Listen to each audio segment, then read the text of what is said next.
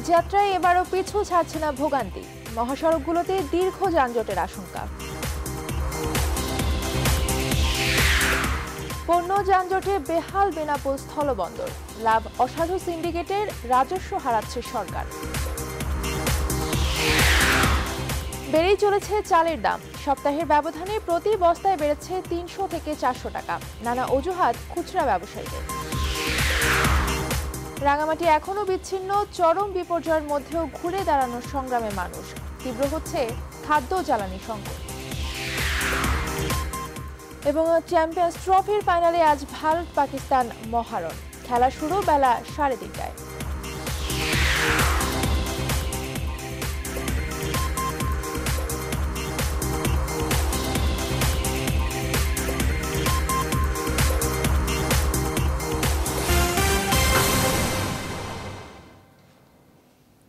স্বাগত নিউজ 24 সংবাদে, আপনাদের সাথে আছি আমি তাসনিমা জান্নাত অর্থী। আসছে ঈদে এবারও কোনো সুখবর নেই স্বজনদের টানে ঘরে ফেরা মানুষদের। নানা সংকটে বেহাল মহাসড়কগুলোতে এবারও তীব্র যানজটের আশঙ্কা করা হচ্ছে। বিশেষ করে ঢাকা টাঙ্গাইল ও ঢাকা ময়মনসিংহ মহাসড়কে দীর্ঘ ভোগান্তির আশঙ্কা করছেন যানবাহন সংশ্লিষ্টরা।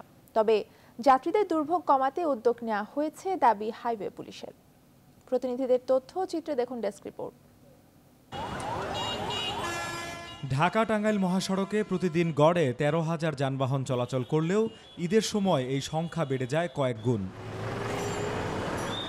এরই মধ্যে ঈদের কয়েকদিন বাকি থাকতেই এই মহাসড়কের গাজীপুরের চন্দ্রা ও কালিয়াকৈর অংশে সৃষ্টি হয়েছে যানজট। ঈদের ছুটিতে ঘরমুখো মানুষের স্রোতে যানজট আরও বাড়বে বলে আশঙ্কা যাত্রীদের। কাজ করতেছি, ছুটি বালি এগুলো খেতেছি, এই কারণে আপনার ঢাকা টাঙ্গাইল মহাসড়কে এবার অন্যবারের তুলনায় তুলনামূলক বেশি জ্যাম হতে পারে। এবারও ঈদের সামনে মনে হয় অনেক জ্যাম করবে। যানজট কমাতে মহাসড়কে পুলিশের বিশেষ তদারকি দল থাকবে বলে জানিয়েছেন টাঙ্গাইলের পুলিশ সুপার। ঈদকে কেন্দ্র করে আমরা যানজট নিরসনে যে ঢাকা টাঙ্গাইল হাইওয়েতে টোটাল 65 কিলোমিটারের মধ্যে আমরা বিবিধ ব্যবস্থা নিয়েছি। একই অবস্থা ঢাকা ময়মনসিংহ মহাসড়কের। গাজীপুর চৌরাস্তায় দীর্ঘ যানজটে পড়তে হচ্ছে এই মহাসড়ক দিয়ে চলাচল করা যাত্রীদের। এছাড়া এই মহাসড়কের একাংশ দখল করে বিভিন্ন যানবাহনের স্ট্যান্ড ও বাজার বসানোয় এবারের ঈদ যাত্রায়ও দীর্ঘ যানজটের আশঙ্কা দেখছেন যাত্রী ও চালকরা। রাস্তার দুপাশে এত বেশি অবৈধ দোকানপাট, গাড়ি পার্কিং, এজন্য আমাদের আসলে চলাফেরা অনেক অসুবিধা। যে সামনে যে একটা ভ্যান রাখছে, কিভাবে এখানে যাইতে হবে, এই সাইডে গাড়ি যাচ্ছে, তাহলে এখানে তো 10 মিনিট সময় এমনি চলে যাবে। রাস্তার উপরে যে বাজারগুলো বসে, এটা দ্রুত একটা সঠিক সমাধান চাই, যেন বাজারটা সঠিক একটা জায়গায় স্থানান্তর করে বাজার কর্তৃপক্ষ। তবে ঈদের আগেই দখল হওয়া এসব স্থান দখলমুক্ত করা হবে বলে জানিয়েছেন ময়মনসিংহের পুলিশ সুপার। স্থায়ী দোকান নেই আমাদের জানা মতে, কখনো কখনো অস্থায়ীভাবে কিছু লোক বসার চেষ্টা করে, সেগুলো আমাদের নলেজে যখনই আসে আমরা রিমুভ করি। আর আসন্ন ঈদ উপলক্ষে অবশ্যই এগুলোকে আমরা স্পেশাল কেয়ার নেব।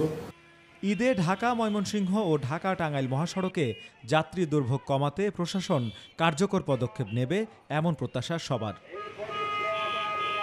Desk report, news 24। পণ্য যানজটে আবদ্ধ হয়ে পড়েছে দেশের বৃহত্তম স্থলবন্দর বেনাপোল। বাংলাদেশ অংশে 3 কিলোমিটার আর ভারত অংশে প্রায় 23 কিলোমিটার জুড়ে নিয়মিত সৃষ্টি হচ্ছে ট্রাক জট। আর এই জট ঘিরে তৎপর হয়ে উঠেছে অবৈধ সিন্ডিকেট। এতে অতিরিক্ত রাজস্ব হারাচ্ছে সরকার, ক্ষতিগ্রস্ত হচ্ছে ব্যবসায়ীরা।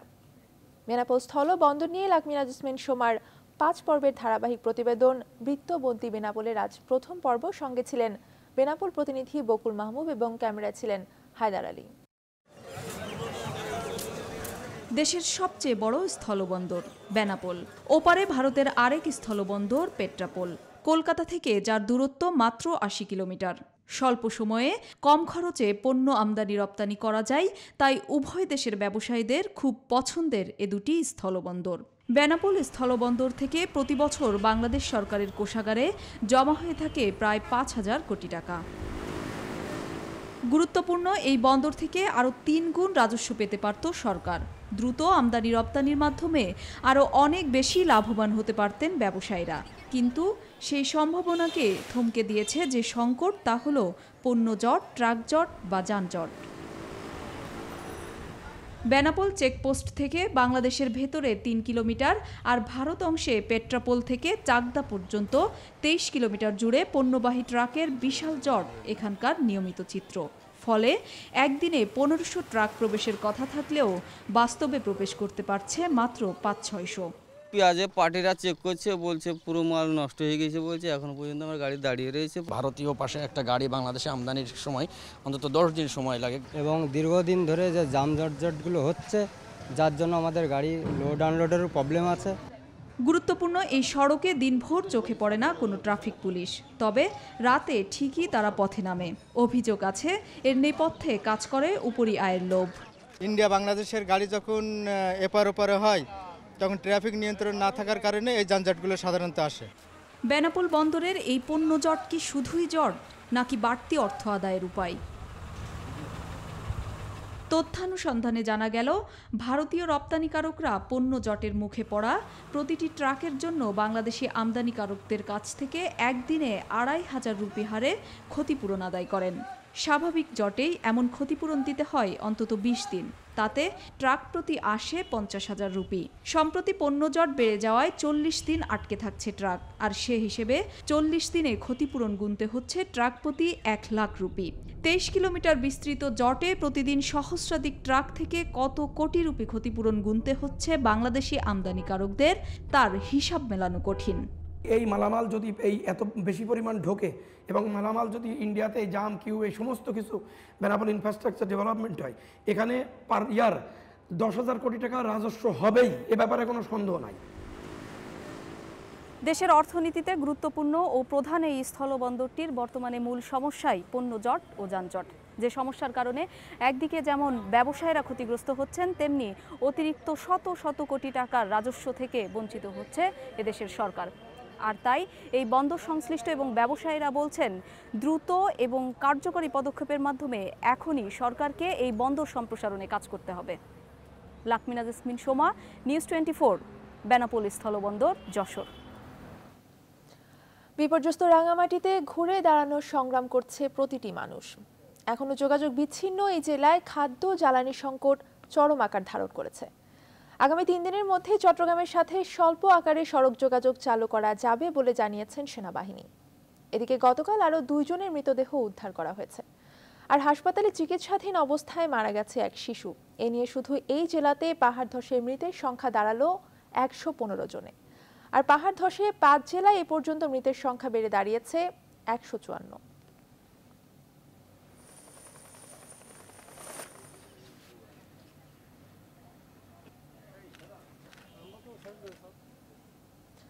দুধের শিশু বেঁচে গেছে, কিন্তু মাটি চাপা পড়ে মারা গেছে বাবা মা।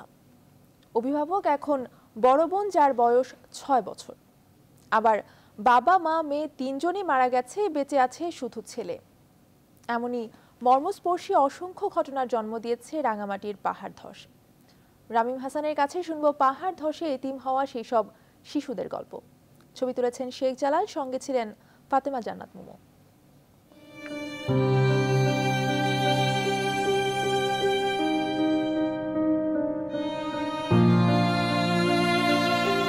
৬ বছরের এই ছোট্ট জীবনেই মিম বুঝে গেছে তার শৈশব আর কখনোই রঙিন হবে না। হয়তো মেনেও নিয়েছে নিজের নিয়তি। বাবা মা দুজনেই হারিয়ে গেছে পাহাড়ের মাটিতে, কিন্তু রেখে গেছে বিরাট এক দায়িত্ব। ছোট বোন সুমাইয়ার বয়স মাত্র ১৭ মাস। এই দুনিয়ায় সে ছাড়া তার আর কেউ নেই।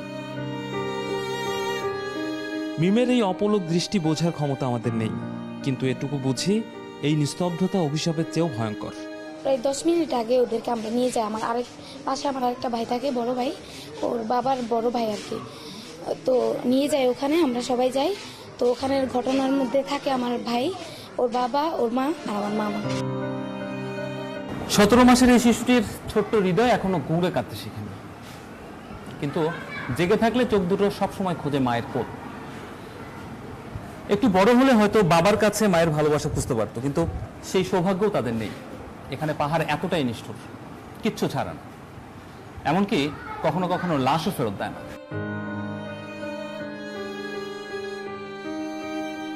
প্রায় একই পরিণতি ফারিয়া আর রাকিবের। মা আগেই ছিল না, বাবাকে হারিয়েছে 4 দিন আগে। অভিভাবক এখন চাচা আর দাদি, কিন্তু সবকিছু হারিয়ে তারাও দিশেহারা। হঠাৎ করে এই ঘটনাটা ঘটে গেছে। ভাই কি করতো? আপনার পড়ালেখার খোঁজ কি সেই চালাইছে? যে আমার ভাই আমাকে অনেক কিছু দিয়েছে, আমি কিছু করতে পারিনি। তো যদি ওদেরকে মানুষের মতো মানুষ করতে পারি তাইলে হয়তো মানে আমার ঋণ কিছুটা হয়তো হালকা হইতো আর কি। আপনারা যদি বাচ্চার দিকে তাকে আমাদের ছেলেটার একটা কোনো লাইন করে দিতেন, তো এই দুইটা ছেলে মেয়ে আমার এই পুত্রায় মানুষ করতো। এর বাবাই আমার পুত্রের লেখাপড়া করেছে কামলা দিয়ে। পুরো আশ্রয় কেন্দ্র জুড়ে এরকম অসংখ্য গল্প, যার কোনোটাই সহজ আর স্বাভাবিক নয়।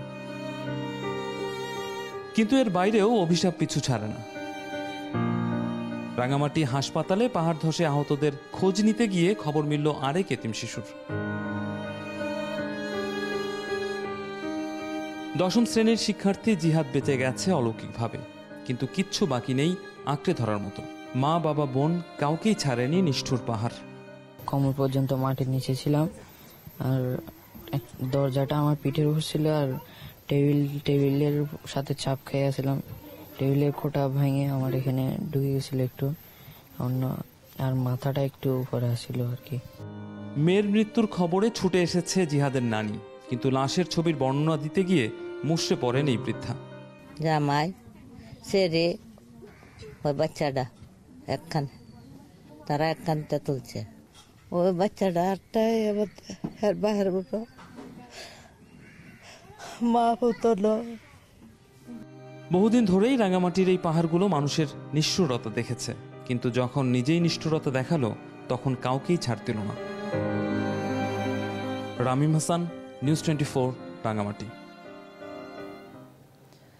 দর্শক, রাঙামাটির সবশেষ অবস্থা জানাতে সরাসরি যুক্ত হচ্ছেন সহকর্মী রামিম হাসান।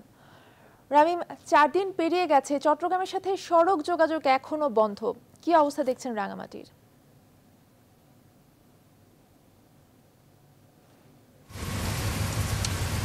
সড়ক যোগাযোগ আসলে একেবারে বন্ধ এখন আর বলা যাচ্ছে না, কারণ সাতছড়ির ওই অংশটি ছাড়া বাকি অংশগুলোতে যান চলাচল করতে পারছে। তবে সরাসরি রাঙামাটি থেকে চট্টগ্রাম পর্যন্ত পণ্য পরিবহন বা যাতায়াতের যে ব্যবস্থাটি আগে ছিল সেই ব্যবস্থাটি এখনো পর্যন্ত পুরোপুরি চালু হয়নি। সেই হিসেবে আমরা বলতে পারি যে পুরোপুরি চালু না হলেও আংশিকভাবে কিন্তু যান চলাচল সেটি চালু হয়েছে। এবং সবচেয়ে বড় বিষয়, পণ্য পরিবহনের ক্ষেত্রে যেই সমস্যাটি দেখা যাচ্ছিল যে এই রাঙামাটি জেলার মধ্যে কোনো পণ্য শহর থেকে ঢুকতে পারছিল না, অর্থাৎ চট্টগ্রাম শহর থেকে ঢুকতে পারছিল না, সেটি কিন্তু গতকাল থেকেই কিছুটা স্বাভাবিক হতে শুরু করেছে। এবং আজকে এসে আমরা যেটি আমাদেরকে জানানো হয়েছে যে আজকে যেই পেট্রোল পাম্পগুলো বন্ধ হয়ে গেছে তেলের অভাবে, সেই পেট্রোল পাম্পগুলো খুলে দেওয়া হবে। অর্থাৎ গতকাল রাতে এই রাঙামাটিতে তেলও ঢুকেছে, অর্থাৎ পেট্রোল, অকটেন এগুলোর দাম কিন্তু ঊর্ধ্বমুখী থাকলে নিত্যপণ্যের বাজারে ব্যাপক ধরনের প্রভাব পড়ে। সেই প্রভাবটা কিছুটা কমবে বলে আশা করা হচ্ছে এবং জেলা প্রশাসনের পক্ষ থেকে এবং আইনশৃঙ্খলা বাহিনীর সদস্যদের পক্ষ থেকে বারবার সচেতন করা হচ্ছে সাধারণ মানুষকে, যেন এই নিত্যপণ্যের দাম তারা যেন না বাড়ায় এই দুর্যোগকালীন সময়ে। কিন্তু তারপরেও যেহেতু পণ্য ঢুকছে না এবং কিছু অসাধু ব্যবসায়ী তো থাকেই, আসলে কিছু কিছু জায়গায় সিন্ডিকেটের মাধ্যমে জিনিসপত্রের দাম বেড়ে গিয়েছে। তবে আজকের সবচেয়ে বড় বিষয়, আমরা গতকালকে যে বিষয়টি দেখেছিলাম যে রৌদ্রোজ্জ্বল একটি পরিবেশ তৈরি হয়েছিল, সাধারণ মানুষের মধ্যে একটা আশার সঞ্চার হয়েছিল যে এই বুঝি তাহলে পরিবেশ পরিস্থিতি আগের মতো স্বাভাবিক হতে শুরু করলো। কিন্তু গতকাল রাত থেকে কিন্তু আবার মুষলধারে বৃষ্টি হচ্ছে এবং আজকে সকালে ভোরের দিকে ব্যাপক আকারে বৃষ্টি হয়েছে। এবং এই বৃষ্টির ফলে যেটি হয়, আপনি জানেন যে পাহাড় ধসের সম্ভাবনা বাড়তে থাকে এবং এখানকার যারা স্থানীয়রা তারা যেটি বলেন যে তারা তাদের অভিজ্ঞতা থেকে তারা দেখেছেন যে যখন বিজলিপাত হয় বা বজ্রপাত হয়, বড় ধরনের বজ্রপাত হলে তখন পাহাড়গুলো কেঁপে ওঠে, এরকম একটা ধারণা তাদের আছে এবং তখনই আসলে পাহাড় ধসের ঘটনাগুলো ঘটে বলে তারা বলছেন। এবং প্রথম দিনে যে পাহাড় ধস হয়েছিল সেই দিনও নাকি এরকম বৃষ্টির পাশাপাশি প্রচুর পরিমাণে বজ্রপাত ছিল, সেই বজ্রপাতও কিন্তু আমরা আজকে লক্ষ্য করেছি।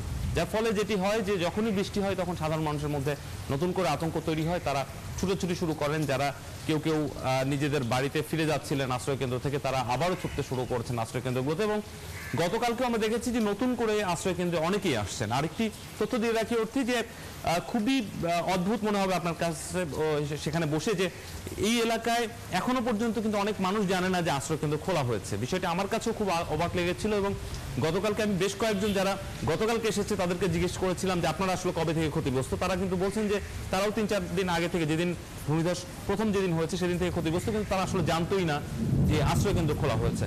একটি শহরের মধ্যে এরকম প্রত্যন্ত জায়গাও কিন্তু রয়েছে এবং পাহাড়ের ভাজে ভাজে আপনি জানেন যে দূরত্ব খুব বেশি না হলেও এক পাহাড় থেকে আরেক পাহাড় পার হয়ে যাওয়াটা কিন্তু অনেক কষ্টসাধ্য ব্যাপার এবং যেগুলো রিমোট এরিয়া সেই জায়গাগুলোতে আসলে এই তথ্যগুলো পৌঁছানো অনেক ক্ষেত্রে সম্ভব হয়নি।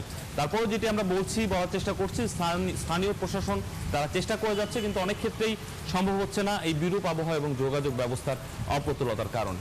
মোটামুটি আজকের দিন শুরু হয়েছে, দেখা যাক পরের ঘন্টাগুলোতে আসলে পরিস্থিতি কি দাঁড়ায়। এবং আরেকটি বিষয় জানিয়ে রাখি যে প্রতিদিনই ঢাকা থেকে বিভিন্ন যেই কর্তব্যরত যারা মানুষজন রয়েছেন, বিভিন্ন রাজনৈতিক সংগঠনের কর্তা ব্যক্তিরা রয়েছেন, তারা কিন্তু আসছেন।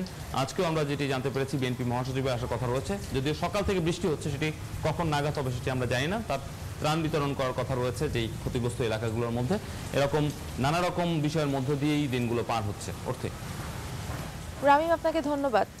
দর্শক, রাঙামাটি থেকে সেখানকার সবশেষ পরিস্থিতি জানাচ্ছিলেন সহকর্মী রামিম হাসান। ঊর্ধ্বমুখী চালের বাজার, সপ্তাহের ব্যবধানে সব ধরনের চালের দাম বেড়েছে প্রতি বস্তায় ৩০০ থেকে ৪০০ টাকা।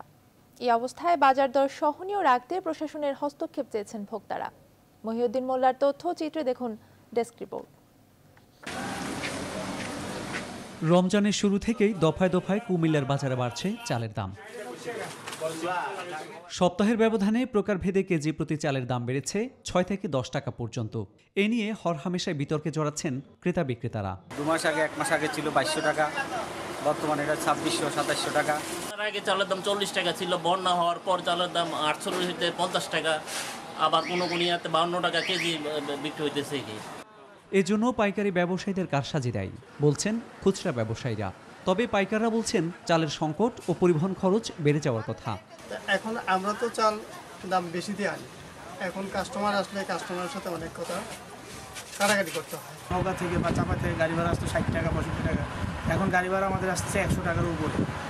এমন বাস্তবতায় চালের বাজারে নজরদারি বাড়িয়েছে স্থানীয় প্রশাসন। পাইকারি বিক্রেতা এবং আড়তদার, যেখান থেকে মূলত মানুষের কারসাজির মাধ্যমে বাজারের পণ্যের দাম বেড়ে যায়, সেখানে আমরা তাদের সাথে কথা বলেছি। আমরা নিজেরা যাচ্ছি যাতে বাজার মূল্যটা মানুষের সংসদ বজায় থাকে এবং এই বাজার মনিটরিং কাজটা জেলা উপজেলা পর্যায়ে সব জায়গাতেই চলছে। নিয়মিত নজরদারির মাধ্যমে চালের দাম সহনীয় রাখার দাবি ভোক্তাদের। Desk report, news 24। জনপদের চারদিকে পানি আর পানি। জোয়ার ভাটায় সেই পানি কখনো ডেকে আনে দুর্ভোগ, কিন্তু সেখানে বাস করা কয়েক লাখ মানুষ নিরন্তর ছুটছে পানির পেছনেই। সেই পানি মিঠা বা খাওয়ার পানি, কিন্তু তারপরেও কিভাবে মানুষ তার খাওয়ার পানির নিশ্চয়তা খোঁজে? বাগেরহাট ঘুরে এসে তাই জানাচ্ছেন প্লাবন রহমান। ছবি তুলেছেন মেহেদি হাসান সুমন, সঙ্গে ছিলেন বাগেরহাট প্রতিনিধি শেখ এহসানুল করিম।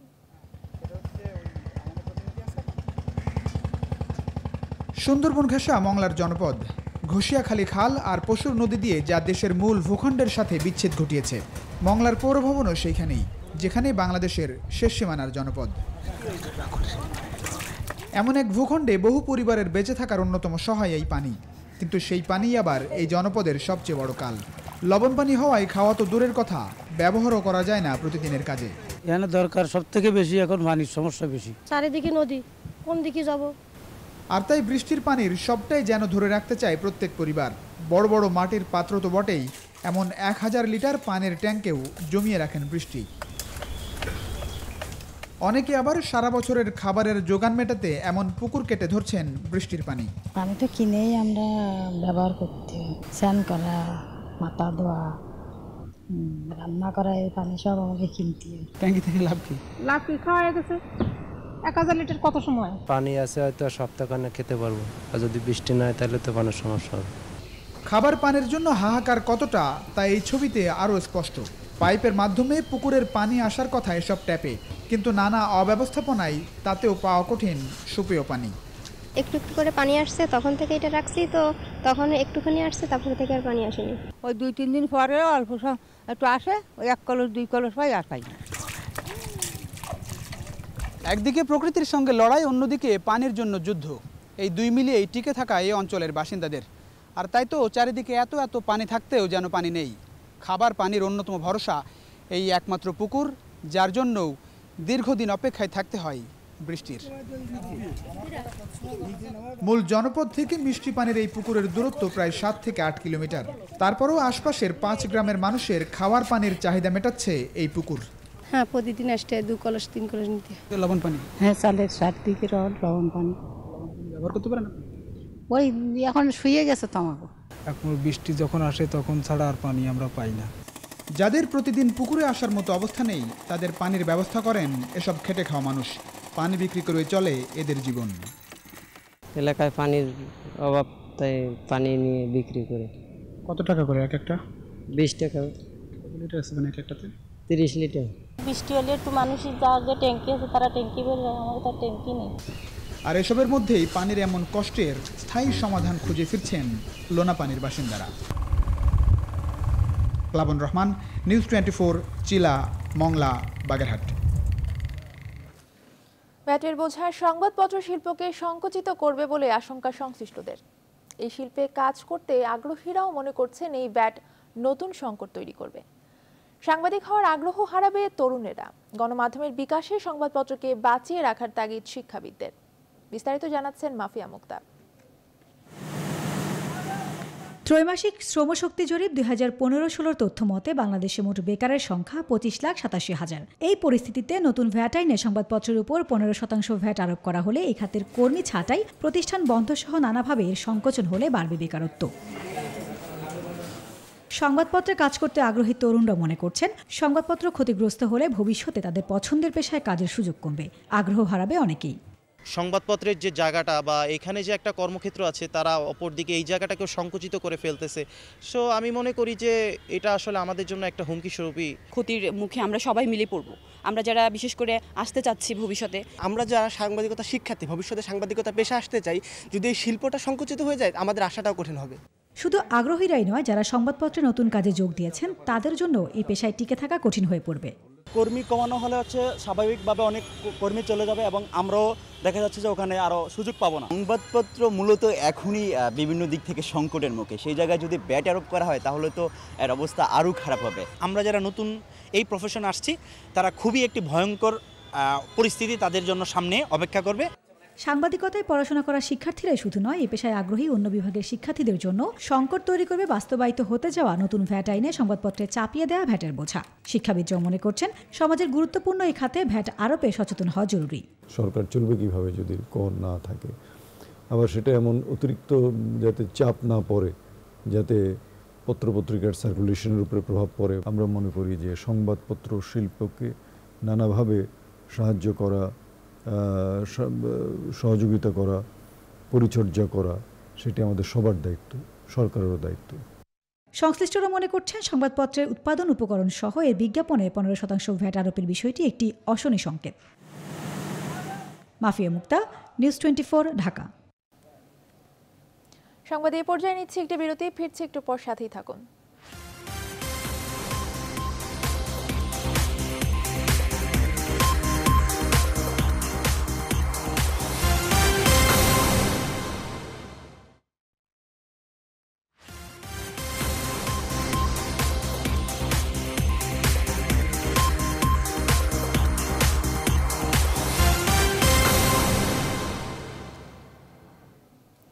আবারও স্বাগত নিউজ 24 সংবাদে। নারায়ণগঞ্জের রূপগঞ্জে যৌতুকের কারণে এক গৃহবধূকে শ্বাসরোধ করে হত্যার অভিযোগ পাওয়া গেছে। শনিবার রাতে উপজেলার কায়েতপাড়া ইউনিয়নের ইছাখালী গ্রামে এই ঘটনা ঘটে। নিহতের পরিবার জানায়, বিয়ের পর গত 11 মাস ধরে যৌতুক বাবদ নগদ টাকা ও বিভিন্ন মূল্যবান সামগ্রী দাবি করে আসছিল মাদকাসক্ত জুয়েল। যৌতুক না পেয়ে জুয়েল ও তার পরিবারের অন্যান্য সদস্যরা সুমির ওপর নানাভাবে শারীরিক ও মানসিক নির্যাতন চালাতো বলেও অভিযোগ আছে। শনিবার সন্ধ্যায় সুমির শ্বশুর বাড়ির লোকজন সুমির পরিবারকে জানায়, সুমি বিদ্যুৎ পৃষ্ঠ হয়ে গুরুতর আহত হয়েছে এবং তাকে চিকিৎসার জন্য হাসপাতালে পাঠানো হয়েছে। কিন্তু পরিবারের স্বজনরা শ্বশুর বাড়িতে এসে দেখে সুমির লাশ পড়ে আছে। পুলিশ জানায়, প্রাথমিক তদন্তে সুমিকে শ্বাসরোধ করে হত্যা করা হয়েছে বলে ধারণা করা হচ্ছে।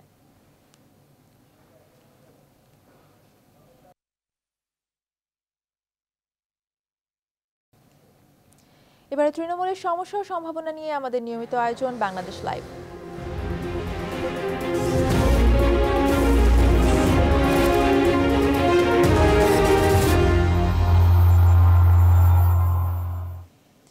দর্শক, আগেই জানিয়েছি বেড়েই চলেছে চালের দাম। খুচরা বিক্রেতারা দোষ চাপাচ্ছেন পাইকারদের ওপর, আর পাইকাররা দায়ী করছেন ধানের স্বল্পতাকে। কিন্তু আসলেই কি বাজারে ধানের স্বল্পতা আছে? ধান উৎপাদনের পরিসংখ্যান কি বলছে?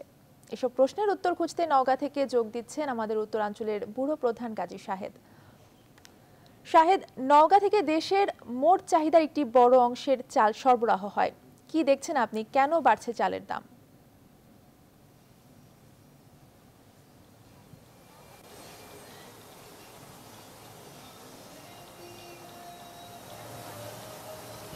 ধন্যবাদ অর্থী। আপনি যেমনটি বলছিলেন যে বেড়েই চলেছে চালের দাম, তো আমরা আজকে সকালেই কিন্তু নওগাঁ এসেছি। দেশের একটি বড় যে চালের যে যোগান কিন্তু এই নওগাঁ অঞ্চল থেকে হয়ে থাকে। তো আমরা দেখলাম যে এইখানে যে চালকল মালিকরা যারা আছেন তারা কিন্তু আড়ত খুলে বসে আছেন এবং তাদের সঙ্গে আমরা কথা বলার চেষ্টা করেছি। এখানে যারা সভাপতি যিনি আছেন উনি এই বিষয়ে আসলে কথাই বলতে চাননি, আর সাধারণ সম্পাদক তিনি তার পারিবারিক কাজে নওগাঁর বাইরে আছেন এমনটি আমাদেরকে জানিয়েছেন। এছাড়া অন্য যারা ছিলেন তাদের সঙ্গে কথা বলার চেষ্টা করেছি। তারা বারবার করে বলছিলেন যে হাট থেকে তারা যে চাল সংগ্রহ করেন সেই চালটি ধানটি বেশি দামে কিনতে হচ্ছে, ফলে তারা উৎপাদন খরচ এবং সরবরাহ করতে গিয়ে কিন্তু চালের দামটি বেড়ে যাচ্ছে। তা আমরা যতটুকু জানি যে সবচেয়ে দরিদ্র মানুষের যে মোটা চাল সেটির দাম কিন্তু এখন 50 টাকা ছাড়িয়ে গেছে এবং এই যে অবস্থায় এটা নিয়ে মানুষের যে নাবিশ্বাস। তো আমরা কিন্তু আরও যেটি এখানে খোঁজ করেছি সেটি হলো যে শুধুমাত্র ধানের উৎপাদন কম হওয়া বা ধান উৎপাদন খরচ যে চাল উৎপাদন খরচ বেড়ে যাওয়ার কারণে যে ধানের এই যে চালের দাম বাড়ছে এমনটি নয়। আমরা এই নিয়ে একটু কথা বলতে চাই। আমাদের সঙ্গে আছেন এখানে জয়নাল আবেদিন মুকুল, তিনি জেলা বাসদের সমন্বয়কারী এবং হচ্ছেন বাজার বিশ্লেষক। তার কাছ থেকেই জানতে চাই যে আসলে চালের যে দাম বাড়ছে এটি কতটা স্বাভাবিক। জনাব মুকুল, আপনাকে স্বাগত জানাই। তো শুরুতেই একটু জানতে চাই যে হঠাৎ করে এই যে চালের দামটি বেড়ে গেল, এই যে বাজারে যে চালের অস্থিরতা, এটিকে আপনি আসলে কিভাবে দেখেন? চালের দাম কিন্তু যে বেড়ে গেল সেটা কিন্তু চালের অভাবের কারণে চালের দামটা বাড়েনি। আমাদের বাংলাদেশে জাতীয় 13টা নীতিমালা আছে, এর মধ্যে একটা খাদ্য নীতিমালাও আছে এবং এই সরকার যে খাদ্য নীতিমালা অনুসরণ করে এই খাদ্য নীতিমালার অভ্যন্তরেই আছে চালের মূল্যবৃদ্ধির মূল কারণ। যেমন ধরুন যে এবার হাওরে ধান উৎপাদন কম হয়েছে, সেটা কত কম হয়েছে? খুব সর্বোচ্চ 30 থেকে 40 লাখ মেট্রিক টন চাল কম হতে পারে। কিন্তু এই যে ভরা মৌসুমে যখন আমাদের ক্ষুদ্র চাষি, প্রান্তিক চাষি, সাধারণ চাষিরা সমস্ত ধান যখন বিক্রি করে দিচ্ছে, যখন সরকার বলছে যে 24 টাকা কেজিতে ধান বিক্রি করলো কৃষকেরা, সে মানে ঘোষণা করলো, কিন্তু সে দামটা কিন্তু তারা সেটা পুরোপুরি পেলও না, কিন্তু সমস্ত ধান বিক্রি করে দিল। তাহলে ধানটা এখন কাদের দখলে? এই যে নওগাঁ সহ সারা বাংলাদেশে 16,000-এর মতো ব্রয়লার আছে। সব ব্রয়লার তো চলছে না। যদি সমস্ত ব্রয়লারগুলো চলতো, আজকে বড় বড় পুঁজিপতিরা এই চালের ব্যবসাটাকে নিয়ন্ত্রণ করছে। এই যে ছোট ছোট ব্রয়লারগুলি চলতো যদি, তাহলে তাদের পুঁজির প্রয়োজন থেকে তারা চালটা কিন্তু বাজারে ছাড়তো, কিন্তু চালটা বাজারে ছাড়ছে না। তাহলে যতটা না প্রাকৃতিক দুর্যোগের কারণ, তার চেয়ে বড় কারণ হচ্ছে বড় বড় ব্যবসায়ীদের সিন্ডিকেট করে আজকে তারা এই চালের দামটা বৃদ্ধি করেছে। আপনি যেমনটি বলছিলেন যে সিন্ডিকেট, তো নওগাঁয় যে সিন্ডিকেটটি আছে, আমরা যখন সকালে ঘুরছিলাম বাজারগুলিতে তখনও এরকম সাধারণ মানুষের কাছ থেকে শুনছিলাম। তো এই সিন্ডিকেটের নেতৃত্ব কারা দিচ্ছেন? আপনারা জানেন যে বাংলাদেশে প্রায় মানে বড় বড় চাউল কল নওগাঁতে যারা আছে, যেমন এখানে এসিআই একটা কোম্পানি, তারাও কিন্তু চাল কল করেছে। মহাদেবপুরে বিসমিল্লা রাইস মিল সহ বিভিন্ন যে চাউল কলগুলো আছে, শিউলি চাউল কল, বিসমিল্লা চাউল কল, এখানে বেলকন, বড় বড় ব্যবসায়ীরাই মূলত এই চালের নিয়ন্ত্রণটা নিয়েছে আর কি। এবং আপনারা খেয়াল করবেন যে আজকে 11,000 কোটি টাকা যে ব্যাংকের যে মানে ডিফল্টার হয়ে গেল এরা এই 2016 সালে, তাহলে এটা কারা? এই যে বড় বড় ব্যবসায়ীরা ব্যাংক থেকে টাকা নিচ্ছে, নিয়ে তারা বাজারটাকে নিয়ন্ত্রণ করছে। আবার এই ব্যাংকের মূলধনটাকে দিতে হচ্ছে আমাদের সাধারণ মানুষের করের টাকায়। সরকার সেখানে মূলধন হিসেবে টাকা সরবরাহ করছে। এই যে প্রক্রিয়া, অর্থাৎ সরকারের যে নীতিমালা এবং খাদ্যের যে দামটা বাড়লো, চালের দামটা, এটা হঠাৎ করে বাড়ে না, আগস্ট মাস থেকে বাড়ছে। গত মাসের আগস্ট মাস থেকে চালের দামটা বাড়ছে এবং 24 থেকে 30% চালের দাম এক বছরের মধ্যে বেড়ে গেল। তো এখন এই যে চালের বাজার যে বেড়ে যাচ্ছে দিন দিন, এটিকে আসলে রোধ করার যদি পরামর্শ একটু সংক্ষেপে দিতেন। রোধ করার পরামর্শ হচ্ছে যে আমাদের যে সরকারের যে খাদ্য নিরাপত্তা, এটাকে নিশ্চিত করার জন্য আমাদের যে আপনার যে সামাজিক যে নিরাপত্তা খাত আছে, এই খাতে আরও বেশি বরাদ্দ দিতে হবে জনগণের টাকা। এবং এই বরাদ্দ দিয়ে সরকারের যেমন 10 টাকা কেজি চাল বাজারে ছাড়ছে, এটার মাত্রা যেমন যেমন বাড়াতে হবে, কিন্তু এই চালটার দুর্নীতি হচ্ছে, এই দুর্নীতিটা বন্ধ করে যদি অধিক মাত্রায় গ্রামে গ্রামে রেশনের দোকান খুলে সাধারণ মানুষের কাছে যদি এই সুফলটা হয়তো পৌঁছে যাবে। ধন্যবাদ জনাব মুকুল আমাদের সঙ্গে যোগ দেওয়ার জন্য।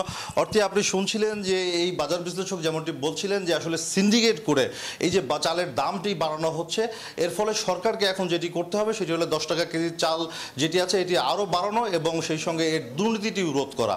অর্থে এই ছিল নওগাঁ থেকে আমার কাছে সর্বশেষ। শাহেদ, আপনাকে ধন্যবাদ। দর্শক, নওগাঁ থেকে আমাদের সঙ্গে যুক্ত হয়েছিলেন সহকর্মী কাজী শাহেদ। দর্শক, যেমনটি শুরুতে বলছিলাম, মহাসড়কগুলোর নানা সংকটে এবারও ভোগান্তি হতে পারে ঈদে ঘরে ফেরা মানুষদের। সড়ক পথে ঢাকা ছাড়া মানুষগুলোকে যানজটের মুখে পড়তে হতে পারে ঢাকা উপকণ্ঠেই। এদের বাড়তি চাপ নিতে কতটা প্রস্তুত মহাসড়কগুলো, এই প্রশ্নের উত্তর খুঁজতে বাংলাদেশ লাইভে টঙ্গীর চেরাগালি থেকে যোগ দিচ্ছেন সহকর্মী রিশাদ হাসান। রিশাদ, আপনি তো ভোরে ঢাকা থেকে রওনা হয়েছেন, ঢাকা ময়মনসিংহ এই মহাসড়কের কি অবস্থা দেখেছেন? আপনি জানেন যে আসলে আজ সকাল 6টা থেকে আমরা আসলে মহাসড়কের দিকে যাওয়ার চেষ্টা করছি, ঢাকা ময়মনসিংহ মহাসড়কের দিকে যাওয়ার চেষ্টা করছি, কিন্তু এখনো পর্যন্ত আমরা এই মুহূর্তে অবস্থা করছি চেরাগালি এলাকায়। এই জায়গায় কিন্তু পুরো রাস্তাটা কিন্তু আমরা যখন থেকে এয়ারপোর্ট থেকে যখন এয়ারপোর্ট রোডে আমরা যখন এয়ারপোর্ট রোডে আমরা যখন পৌঁছাই তখন থেকে যানজটের সৃষ্টি হয় এবং তারপর থেকে শুরু করে কিন্তু একদম এক টানা আমরা এই চেরাগালি পর্যন্ত থেমে থেমে কিন্তু এসেছি। প্রায় এর ভেতরে প্রায় 4 ঘন্টা পেরিয়ে গেছে, 4 ঘন্টা সময় লেগেছে আমাদের এই পর্যন্ত আসতে, যেটি যদি যানজট না থাকে তাহলে হয়তো সর্বোচ্চ 40 থেকে 45 মিনিটের রাস্তা হতে পারে। এবং অর্থে এই যানজটটা আসলে ঠিক কতক্ষণ থেকে চলছে বা কি অবস্থায় আমরা একটু জানি এখানকার মানুষের কাছ থেকে। আসলে কতক্ষণ ধরে এই যানজট? ভাই, এটা আমরা নাইটে রাত 4টা থেকে জাম ঠেলতেছি, নাইট 4টা থেকে জাম ঠেলতেছি। আমার ফার্স্ট টিপের গাড়ি আর মনে করেন এই গাড়ি মনে করেন এনকা বাজে 11টা। এমনিতে যানজট না থাকলে কতক্ষণ সময় লাগে? এমনিতে যানজট সময় না থাকলে আপনার 1 ঘন্টা লাগে। জি আচ্ছা, অসংখ্য ধন্যবাদ আপনাকে। এই যানজটটা আসলে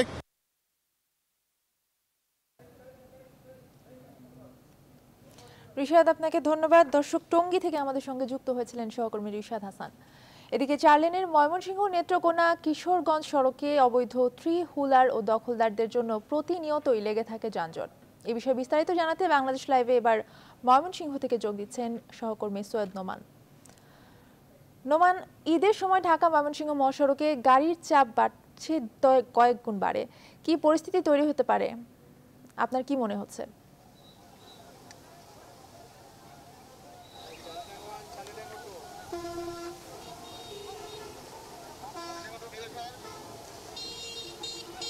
ঢাকা ময়মনসিংহ মহাসড়ক কিন্তু 4 লেনে উন্নীত হবার পর থেকে সেখানে কিন্তু একটু চাপ কিছুটা কমলেও মূলত গাজীপুর চৌরাস্তা পর্যন্তই কিন্তু যাতায়াতকারী যেখানে আছেন, অর্থাৎ ময়মনসিংহ থেকে ঢাকা থেকে যারা রওনা দিচ্ছেন তারা কিন্তু চৌরাস্তা পর্যন্ত একটা সাময়িক দুর্ভোগের মধ্যে পড়ছেন। এরপরে কিন্তু মোটামুটি ময়মনসিংহ পর্যন্ত মোটামুটি রাস্তা ফ্রি থাকলেও আপনার শেরপুর, নেত্রকোনা এবং কিশোরগঞ্জে যারা আসছেন তারা কিন্তু ব্যাপক দুর্ভোগের মধ্যে পড়ছেন। আমাদের এই ময়মনসিংহ শহরের এই পাটগুদাম ব্রিজ মোড় এলাকায় এসে এখানে কিন্তু আপনার যে ময়মনসিংহ শহরে ঢোকার যে রাস্তাগুলো আছে সড়ক ও জনপথে, সেই রাস্তাগুলো কিন্তু সড়কগুলো কিন্তু আপনার বিভিন্ন পয়েন্টে ভাঙা রয়েছে। তো যার কারণে মূলত আমরা বিগত 5 বছর যাবত আমরা দেখছি যে রাত্রেবেলা এখানে বিশেষ করে বিকেলের পর থেকে এখানে প্রচণ্ড রকমের জ্যাম তৈরি হচ্ছে, যানজটের তৈরি হচ্ছে এবং রীতিমতো কিন্তু পুলিশ প্রশাসন এটাকে কিন্তু এটাকে কিন্তু আপনার একটা যানজটটা কিন্তু এড়াতে কিন্তু প্রচণ্ড হিমশিম খাচ্ছেন। তো আমি এখন কথা বলবো ময়মনসিংহ ট্রাফিক পুলিশের ট্রাফিক ইন্সপেক্টর জনাব মাহবুবুর রহমানের সাথে। আমরা জানবো আসলে প্রশাসনের পক্ষ থেকে এবার তারা পুলিশ প্রশাসন কি উদ্যোগ নিয়েছেন। ধন্যবাদ। আমরা বিশেষ করে যেখানে দাঁড়িয়ে কথা বলতেছি, এটা আমি পূর্বেও বলেছি যে এটা এই 5 জেলার গেটওয়ে, এখানে একটা লক্ষ্য করেছেন একটা বাস স্ট্যান্ডও আছে। তো গতকালকে পরিবহন মালিক এবং শ্রমিক নেতৃবৃন্দদেরকে নিয়ে মাননীয় পুলিশ সুপার মহোদয় এই আসন্ন ঈদ উপলক্ষে যানজট নিরসনের জন্য একটা মিটিং করেছে। এখানে সিদ্ধান্ত হয়েছে এখানে মালিক শ্রমিকদের পক্ষ থেকেও ওনারা পর্যাপ্ত ব্যবস্থা রাখবে। আর আমরা এখানে পুলিশি ব্যবস্থা ঈদ উপলক্ষে 20 তারিখ থেকে একটা বিশেষ ব্যবস্থা থাকবে। এখানে আপনারা দেখতে পাচ্ছেন যে ওয়াচ টাওয়ার হয়েছে, ওয়াচ টাওয়ার থেকে এগুলা সবসময় দেখা যাবে যে যানজটটা কোথায় হচ্ছে, সেখানে আমরা কাজ করব। মাননীয় পুলিশ সুপার মহোদয় আমাকে বিশেষভাবে নির্দেশ দিয়েছে এখানে ফোর্স ডেপ্লয়মেন্ট বেশি করার জন্য, অলরেডি আমরা করে দিয়েছি, যেটা 20 তারিখ থেকে আপনারা দেখতে পারবেন।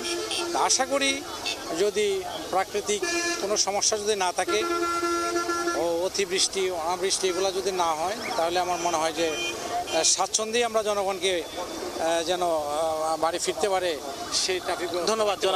ধন্যবাদ জনাব মাহবুব। উনি যেমনটি বলছিলেন আসলে কিন্তু প্রাকৃতিক দিকে তাকিয়ে আমরা কিন্তু অনেকটা নির্ভর করছে আসলে এখানে মানুষজন কিভাবে বাড়ি ফিরতে পারবেন। তবে এজন্য কিন্তু সড়ক ও জনপদের অনেকটা ভূমিকা রয়েছে। নোমান, আপনাকে ধন্যবাদ। দর্শক, ময়মনসিংহ থেকে আমাদের সঙ্গে বাংলাদেশ লাইভে যুক্ত হয়েছিলেন সহকর্মী সৈয়দ নোমান। নিচে আরও একটি বিরতি, আমাদের সাথেই থাকুন।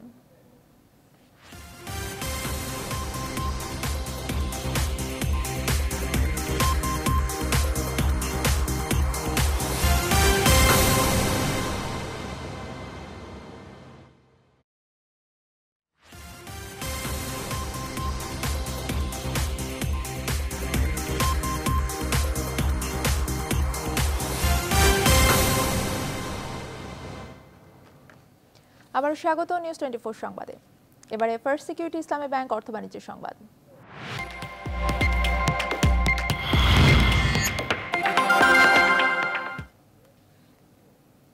বিদ্যুৎ বিলে 15% ভ্যাট যদি পুরোটাই গ্রাহককে দিতে হয়, তবে তা হবে গ্রাহকদের ওপর অন্যায়।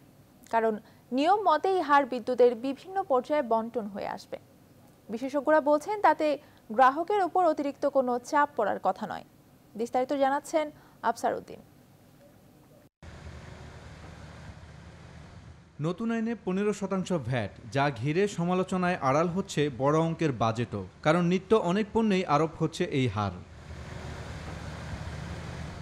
ভ্যাটের এই থাবা থেকে রেহাই পায়নি নিত্য প্রয়োজনীয় সেবা বিদ্যুৎ খাত।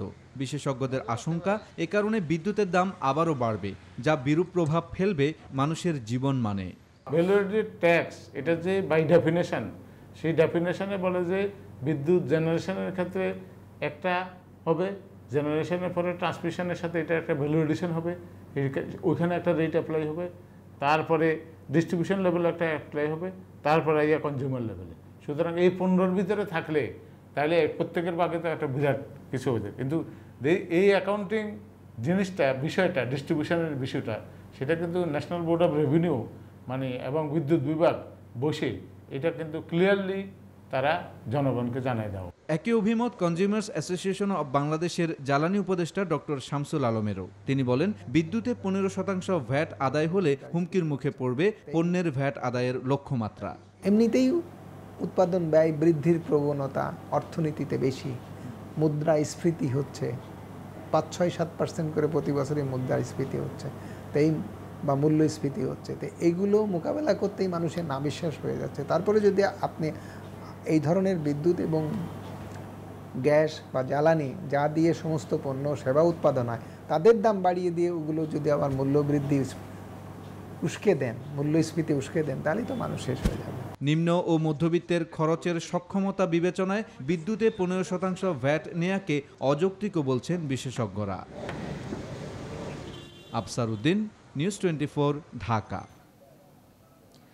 এবারে খেলার খবর। চ্যাম্পিয়ন্স ট্রফির 18 দিনের মেলা সাঙ্গ হচ্ছে আজ। 8টি দেশের লড়াই এখন 2 দেশের। ক্রিকেটের ধ্রুপদী ভারত পাকিস্তান দ্বৈরথ দেখার জন্য মুখিয়ে বিশ্বব্যাপী ক্রিকেট আমোদীরা।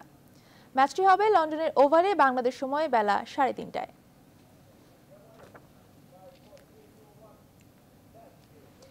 এই ছিল এখনকার আয়োজন। এতক্ষণ সাথে থাকার জন্য সবাইকে ধন্যবাদ।